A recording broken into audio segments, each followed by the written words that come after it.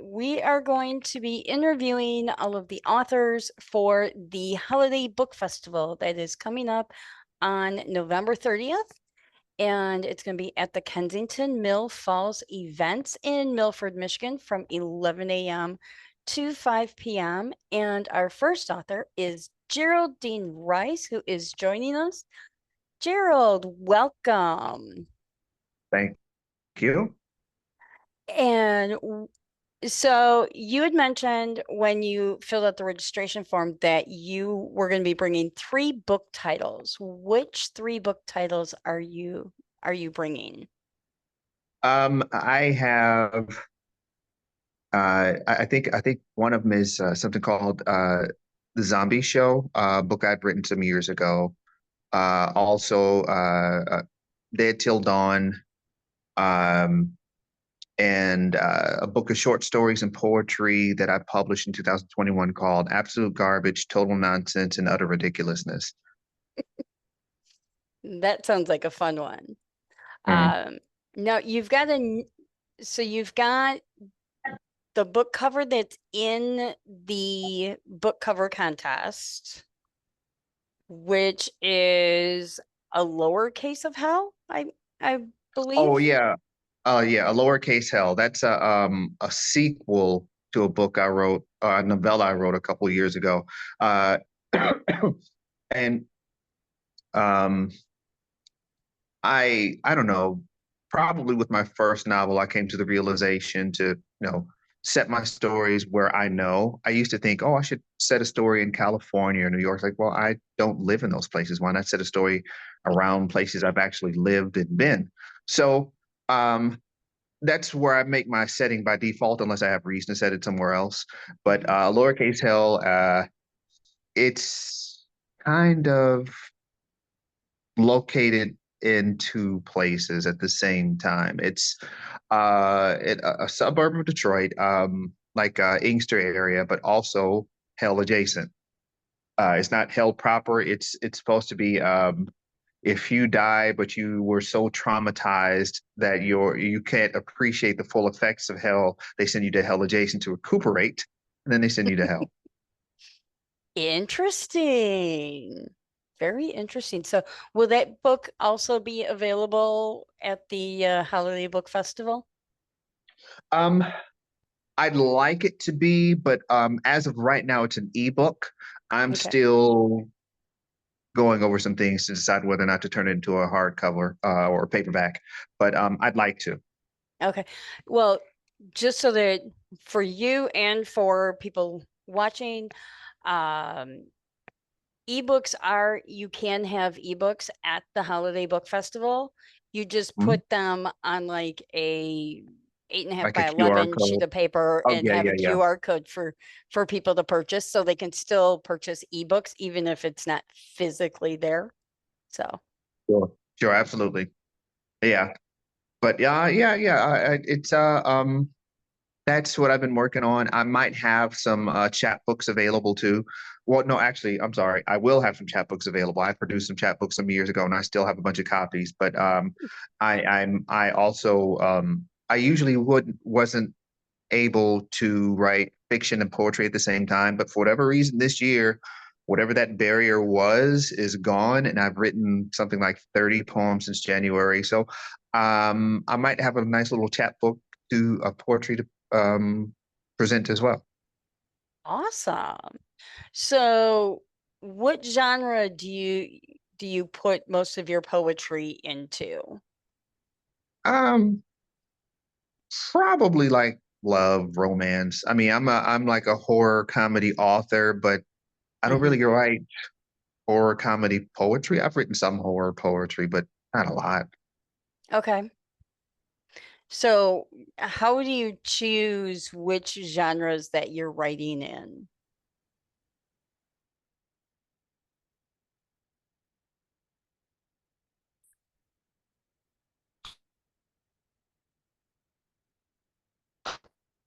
Arena somewhere in there. But it's like an idea that is, I don't know, funny to me or just catches in my mind, and I just, it keeps coming back to me, and it pretty much demands that I write it. I also I full confession. I have an addiction to composition notebooks.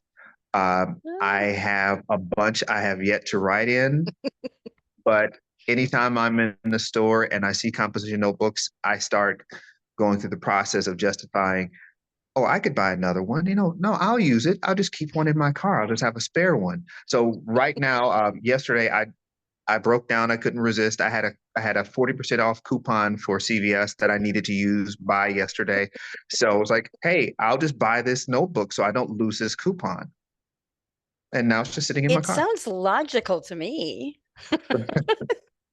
So you primarily write longhand in your notebooks then, and then transcribe them, Um, or I am a mess of different ways of writing. I don't journal necessarily because I find real life boring.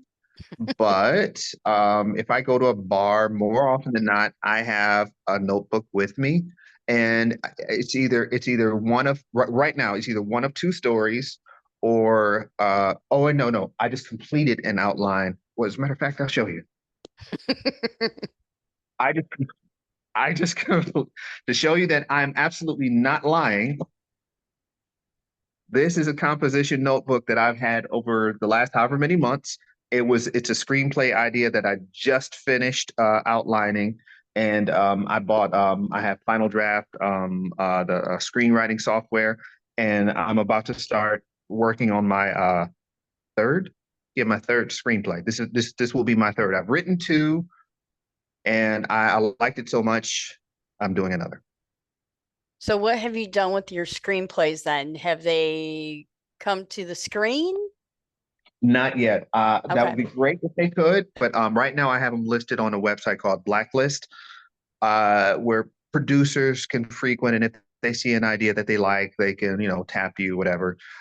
So I've entered a couple screenwriting contests, and I just saw an email for another one today. So I'm going to enter that one because the prize is you get to attend the Cannes Film Festival with a producer if you win. Oh, nice. So would you consider yourself more of a plotter or a pantser? Do you write just by the seat of your pants, or are you a strict outliner? If it's a short story, I can pants it. But if Okay. it's anything longer than maybe 10 or 15,000 words, I have to plot it because I'll write myself into a corner. I won't know how to get out. All right. So what formats are your books available in? All of them are available as ebooks. A lot of them are available as in print. The books that I'll be bringing to the event will be in print. As a matter of fact, I think it's four. I have to check my box to see what I got. I have let's see, I have part my brother pointed it out to me and I just can't get over it. He said, "You write a lot about zombies." Like, no, I don't. And I thought I was like, oh, yeah, I do. But no, I have part part-time zombie, the zombie show, Dead Till Dawn, and Absolute Garbage, Total Nonsense, and Utter Ridiculousness. Those will be the four books, and then a bunch of like chapbooks that are like 10,000 words or fewer. Um, but those are the ones that I'll have in print, and I might have a lowercase l in print too. I just, I have to see if I can make that work. All right. So who designs your covers for all of your books? Um, well, in the beginning, when I first started, I just would grab whatever screenshot I could off the internet and then put it in Word and then just use like whatever font I could that I thought was nice and fancy. So I did a lot of stuff myself, but I got a lot of covers made on Fiverr, and then I got a book designed on something called 99 Designs. I have no idea if that's still around, but over the last few years, I've been going to a local woman. Her name is Jessica Ogolini. She designed a lowercase l. She did Absolute Garbage, Total Nonsense, and Other Ridiculousness. She actually did two covers for that.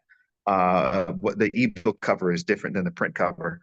Um, and she did something else for me. I can't remember offhand what, but now whenever I have something new, she's the one I go to. I love her work. She gets, without me having to over explain, she gets the vision, and she'll give me a nice rough idea, and I'll give her whatever notes, and then she turns something around that to me is beautiful. Awesome. And where can readers buy your books aside from at the Holiday Book Festival coming up? Where do you recommend that they purchase your books at? Um, well, you can get everything on Amazon, but I'm also trying to diversify. There's a website called Smashwords that has merged with Draft to Digital. So everything will be there as well. I have a couple books that were originally Amazon exclusives that are going to be there as well. It's just a matter of when I log in and upload them. So also, if you like to uh, read, if you have a library card, a lot of my stuff is listed on the library. It's just a matter of requesting it so that your local library will carry it as well. I made sure to go through and search everything that the Libby app has, that I suggested, hey, look, get this book too. And I've even gone into the library, and I've said, hey, look, I'd like for you guys to carry it. I even donated a couple books to the Royal Oak Public Library. Hopefully, will shelve the two books that I gave them.